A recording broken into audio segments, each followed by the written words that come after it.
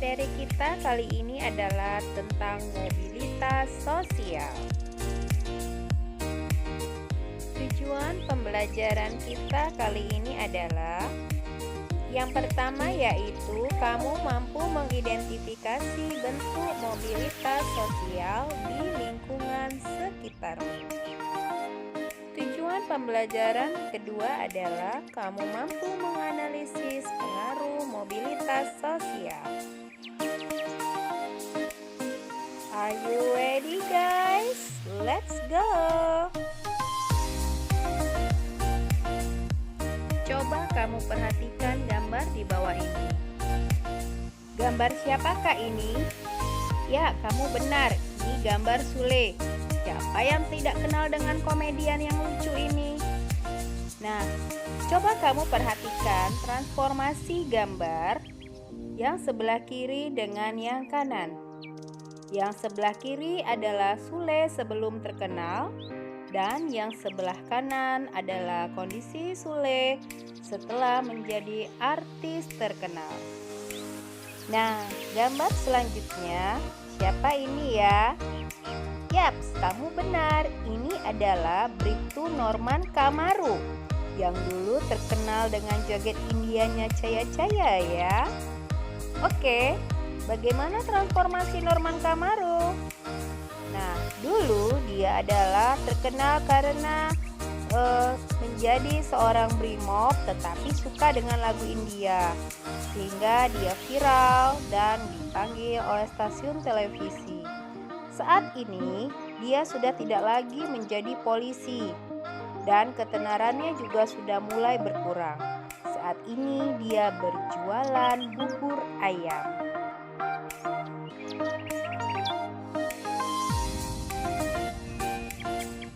Ini loh foto Bribtu Kamaru saat masih aktif menjadi anggota Brimob. Dan inilah sekarang kondisi Norman Kamaru setelah melepaskan diri dari anggota Brimob. Nah, kedua contoh tersebut merupakan peristiwa mobilitas sosial. Jadi, apa itu mobilitas sosial? Pengertian mobilitas sosial secara umum yaitu sering diartikan sebagai suatu proses perpindahan atau juga pergerakan lapisan atau strata sosial seseorang maupun kelompok. Nah, berikut ini ada beberapa pengertian mobilitas sosial menurut para ahli. Yang pertama, menurut Suryono Sukanto. Silakan disimak.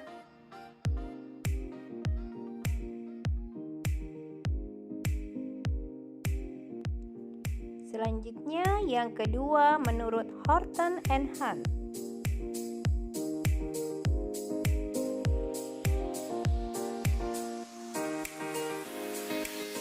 Yang ketiga, menurut Robert M.Z. Lawang.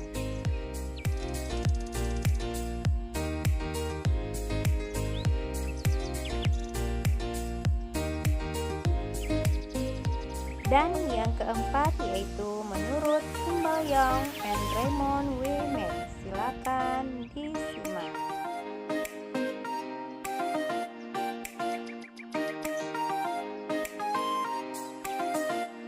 Dan masih banyak lagi loh pengertian mobilitas sosial menurut para ahli. Oke, kita lanjut ke bagian berikutnya. Bentuk mobilitas sosial. Yang pertama yaitu mobilitas horizontal dan mobilitas vertikal. Mobilitas sosial horizontal yaitu perpindahan status sosial yang dialami seseorang atau sekelompok tanpa mengubah derajat sosialnya, akan tetap sejajar seperti sebelumnya. Contohnya saya dulu bertugas di SMP Negeri 3 Secangga dan sekarang bertugas di SMP Negeri 2 Tanjung Pura tetap sebagai guru. yang kedua yaitu mobilitas sosial vertikal. Mobilitas ini dibagi lagi menjadi dua. Ada yang vertikal ke atas atau social climbing dan vertikal ke bawah atau social sinking.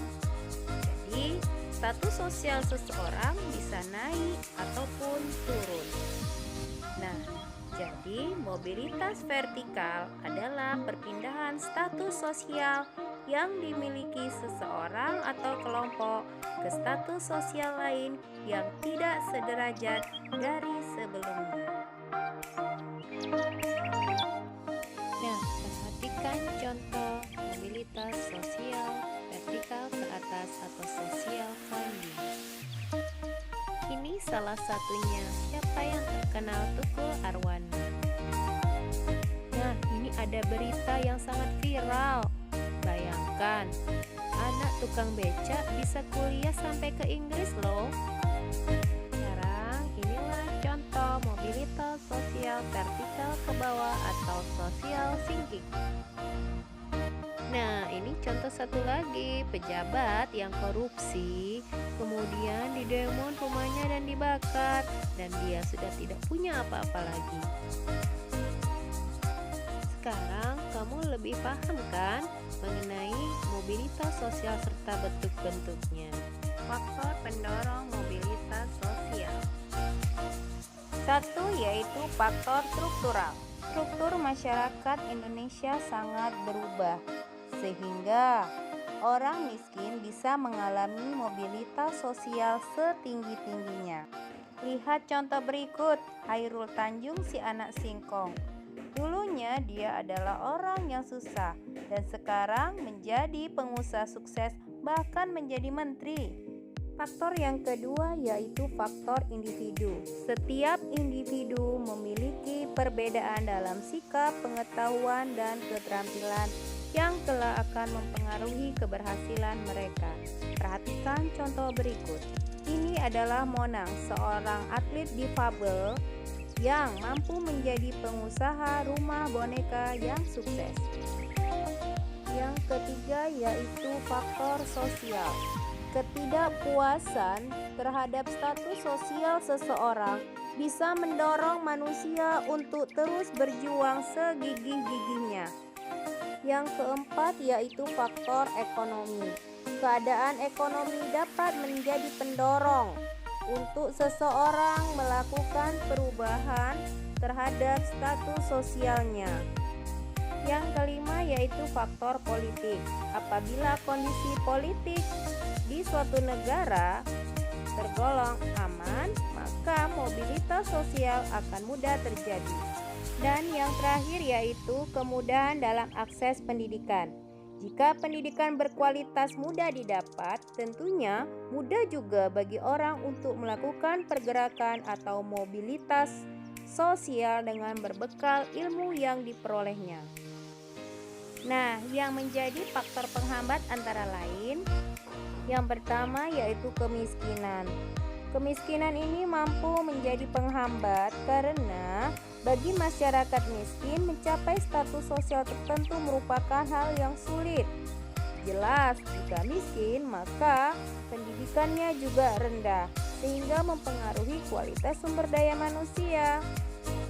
Yang kedua yaitu diskriminasi, yang berarti pembedaan perlakuan karena alasan perbedaan bangsa, suku, ras, agama, dan golongan, sehingga menghambat suku atau bangsa tertentu untuk mengalami mobilitas sosial. Saluran-saluran mobilitas sosial.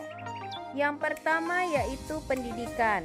Karena melalui pendidikan orang dapat mengubah status sosialnya. Contohnya, anak seorang petani dengan gigih terus bersekolah bisa menjadi dokter. Yang kedua yaitu melalui organisasi politik. Banyak orang yang meniti karir melalui organisasi politik. Sebagai contoh, Pasha Ungu yang dulunya seorang musisi sekarang menjadi wakil wali kota Palu melalui organisasi politik. Yang ketiga, melalui organisasi ekonomi misalkan seperti koperasi dan badan usaha. Coba kamu perhatikan apa tujuan koperasi didirikan, yaitu untuk mensejahterakan anggotanya kan? Yang terakhir yaitu melalui organisasi profesi. Contohnya teman kamu yang dulunya bukan siapa-siapa, setelah menjadi ketua OSIS, tentunya menjadi lebih dikenal bukan? Dampak positif mobilitas sosial. 1. Mendorong seseorang untuk lebih maju. 2. Mempercepat tingkat perubahan sosial. 3. Meningkatkan integrasi sosial. Dampak negatif mobilitas sosial. Yang pertama, bisa menyebabkan terjadinya konflik. Sebagai contoh, pada saat pemberontakan PKI tahun 1965, tepatnya tanggal 30 September, di mana untuk saling memperebutkan kekuasaan, meningkatkan mobilitas sosialnya, rela menimbulkan konflik yang menimbulkan banyak korban jiwa dan membahayakan negara. Yang kedua yaitu menimbulkan gangguan psikologis. Misalkan seorang pejabat yang korupsi kemudian dipenjara, kehilangan hartanya, dia akan mudah terkena gangguan psikologis karena stres yang berkepanjangan dan berlebihan.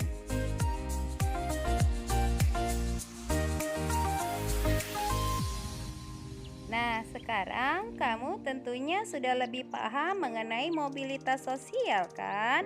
Jadi mobilitas sosial itu hampir sama seperti mobil yang senantiasa bergerak, tetapi yang bergerak adalah status sosial seseorang atau sekelompok orang. Demikian pembelajaran kita kali ini.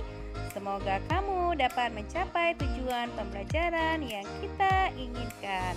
Terima kasih, sampai ketemu pada pertemuan selanjutnya.